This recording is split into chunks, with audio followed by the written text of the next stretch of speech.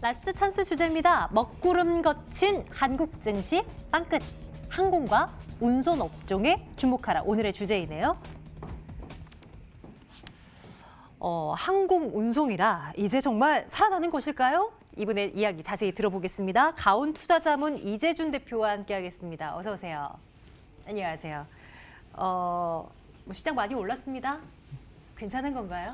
네, 일단 시장에 대한 전반적으로 좀 말씀을 드리면은 지금 신종 코로나 바이러스로 인해서 코스피 지수가 2270에서 2100포인트 이하까지 떨어졌다가 다시 한번 강하게 현재 치고 올라오고 있습니다. 그 이유는 뭐냐면 신종 코로나 바이러스가 현재 이 확진자는 맞는데 사망률 자체가 사스 때보다 훨씬 적거든요. 그리고 현재 그 치료제 관련된 부분 이슈들도 나오고 있고 중국에서 강력하게 지금 대책을 하면서 통제 대책을 하고 있기 때문에 현재로서는 굉장히 빠르게도 안정화될 수 있다라는 부분들로 인해서 시장이 좀 긍정적인 반응이 나오고 있는 것으로 좀 해석이 될 수 있을 것 같습니다. 그래서 그동안에 많이 좀 조정이 나왔던 이 업종들을 이제 좀 봐야 될 것 같다라고 보는데요. 신종 코로나 바이러스로 인해서 낙폭이 심했던 업종들이 대부분 중국 소비주에서도 이 여행업종, 항공 운송업종들이 타격을 많이 받았습니다. 근데 이러한 부분들이 이 신종 코로나 바이러스의 어느 정도의 깨진 이 하락된 부분을 이 펀더멘털 정상화가 될 수 있다라는 부분들은 굉장히 기대할 수 있는 부분이고요. 이 실적적인 측면은 1분기 때는 좋지 않을 거는 어느 정도 나올 수 있습니다. 다만 지금 현재로서 봤었을 때는 시장이 신종 코로나 악재로 인해서 빠졌던 부분들은 재차 한번 이 이슈가 점차적으로 해소됨에 따라서 그동안 많이 빠졌던 업종들을 다시 한번 좀 관심을 가질 때다. 이렇게 좀 말씀을 드릴 수 있을 것 같습니다. 신종 코로나 바이러스 관련한 새로운 소식들은 지금도 전해지고 있습니다. 그러니까 뭔가 완전히 사그라든 이슈는 아니지만 우리 주식시장에 체감하기로는 이제 어느 정도 이거는 다 반영이 됐다라는 정도로 이제 느낌을 받게 되는 것 같아요. 이제 조금은 신종 코로나에 대한 무뎌지는 그런 느낌이라고 할까요? 그러면서 그동안 많이 밀렸었던 업종, 종목들을 중심으로 이제 바라보자라는 시각이 짙은 상황인데 그 전에요. 최근 들어서 실적 내놓은 업체들 많으니까요. 오늘 보니 증권업체들 몇몇을 실적을 뚜껑 열어보니까 수치 잘 나온 거예요.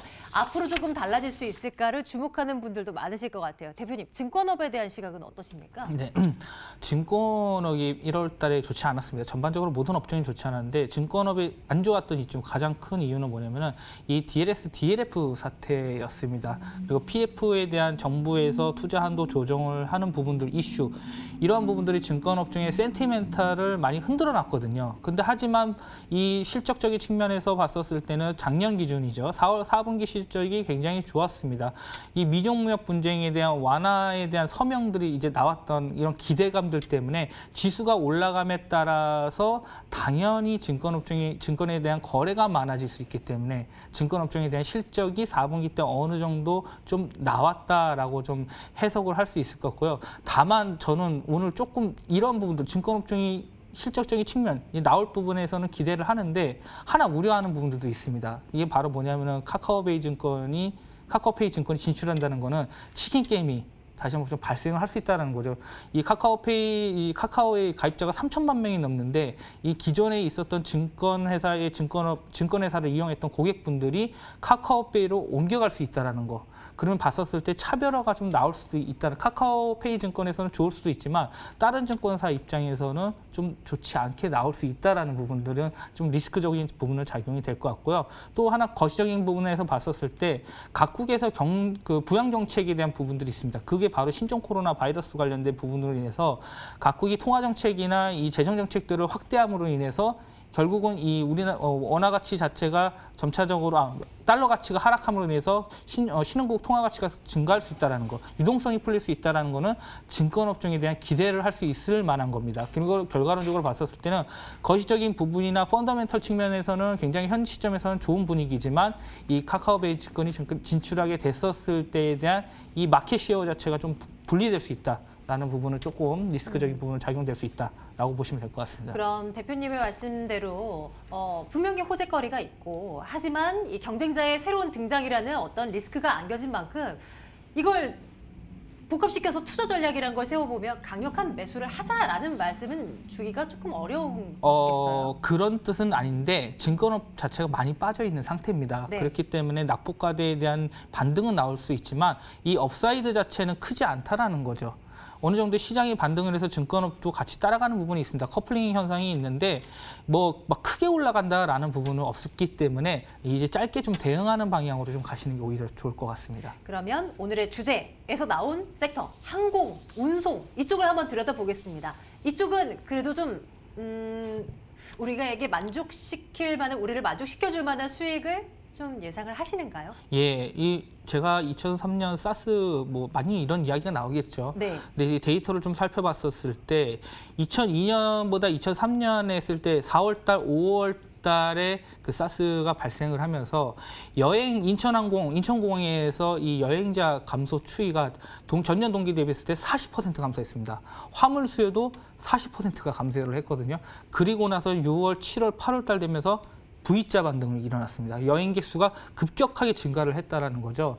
그러니까 우리 주식 투자를 하시는 분들은 현재 신종 코로나 바이러스 좋지 않다, 막 이런 얘기가 많을 겁니다. 하지만 주식은 항상 미래에 있는 선행에 대한 부분들을 반영을 하기 때문에 선행 지수이기 때문에 앞으로 2개월 내에 다시 한번 항공 여객 수가 증가를 할 수 있고 그리고 시진핑 주석에 대한 방안에 대한 부분, 한한령에 대한 해소 이슈 그리고 이제 8월 달에 있을 일본의 올림픽 이런 부분에 있어서는 당연히 항공 수요가 증가를 할 수 있기 때문에 전반적으로 봤었을 때는 기대감이 가진 이 스토리 이슈들이 굉장히 질비하게 있습니다. 다만 신종 코로나로 인해서 어느 정도 그 주가가 훼손됐었을 때 주가가 올라갈 만한 이유들은 제가 앞서 말씀드렸던 부분들이 충분히 작용될 수 있을 것이라는 게 더 크고 흔히 기술적으로 봤었을 때는 그동안 낙폭과대가 굉장히 심했던 업종이었습니다. 운송 업종은 대표적으로 또 자동차 업종을 들 수 있죠. 자동차 같은 경우에도 뭐 조업 관련된 부분, 제조 관련 생산 부분에 있어서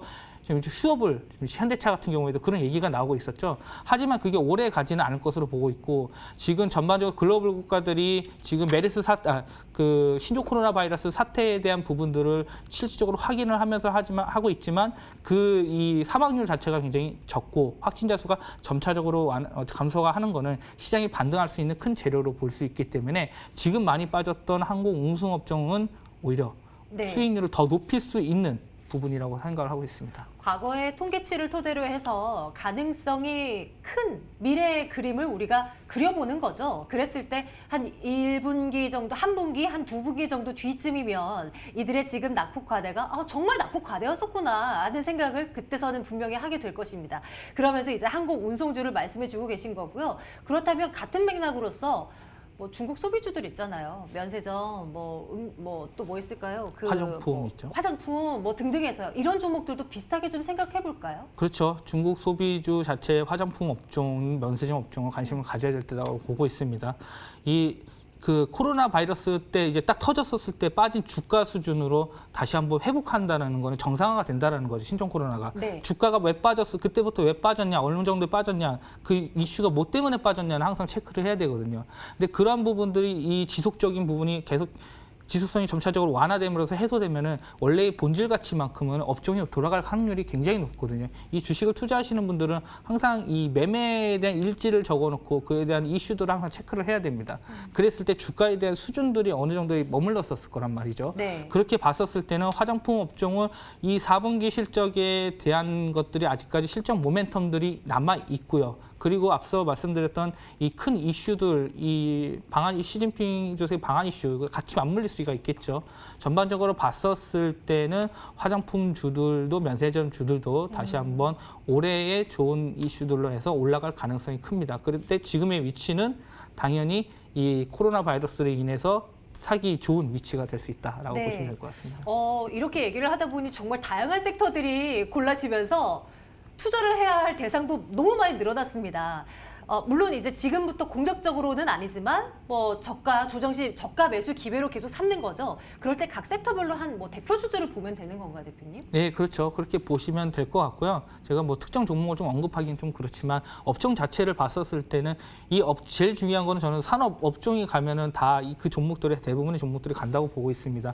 당연히 그중에 대장주가 있을 거고 있기 마련이지만 그래도 이 전반적으로 봤었을 때는 이 업종이 산업이 좋아야지 그 기업들이 이 효과들을 모두 받을 수 있기 때문에 뭐 골고루 해서 좀 분할 매수 전략을 좀 취하시면 좋을 것 같습니다. 네, 한동안 울상을 지었었던 주요 업종들입니다. 이제는 관심을 가져가자라는 것을 주제로 해서 이야기를 나눠봤는데요. 여러분들 앞으로 향후 전략 세우실 때 좀 참고가 되셨으면 좋겠습니다. 가온투자자문 이재준 대표와 함께했고요. 저희는 내일 같은 시간에 돌아올게요. 고맙습니다.